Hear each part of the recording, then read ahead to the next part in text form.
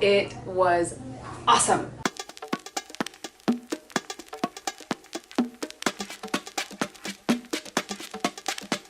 There was no downtime really. Like, I was red for the first maybe hour after the procedure or the facial.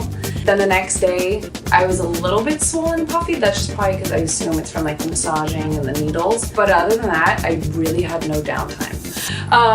And I got so many compliments. It's crazy. Like, I had friends be like, wow, your skin looks amazing. It looks plump. It looks fresh. It looks, I was like, thank you, thank you. My favorite was when they had the LED lights on my face and they had that warming, I don't know if it was like a warm cream or what, but then they took the stone, what was it, like the BS, and they massaged my face and it felt so nice. And then the needles, they put a numbing cream on you so you don't feel anything. The skin tightening was a big thing. It kind of felt like I got like a mini facelift. I've never had one, but that's what I assume it feels like. And then also the biggest difference that I noticed was my smile lines. Like, I had just taken a photo a few days before and my smile lines were out of this world.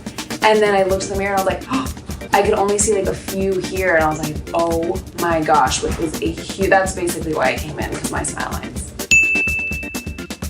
I recommended it to everyone. I literally told all my friends, I was like, if there's one thing you can do to your skin, it is this facial. I mean, honestly, the downtime was a huge thing. Like, I was kind of expecting to hide in my house for the next week. Initially, like right after it was done, my skin was red and it was a little blotchy, but I just went home and chilled. And then the next day, the redness was almost completely gone. There was like a tiny bit, but you could barely see it. It was really, like, the recovery time was really nice because I was expecting a long time. I love the Barrett Signature Facial. It's my favorite and I recommend it to everyone.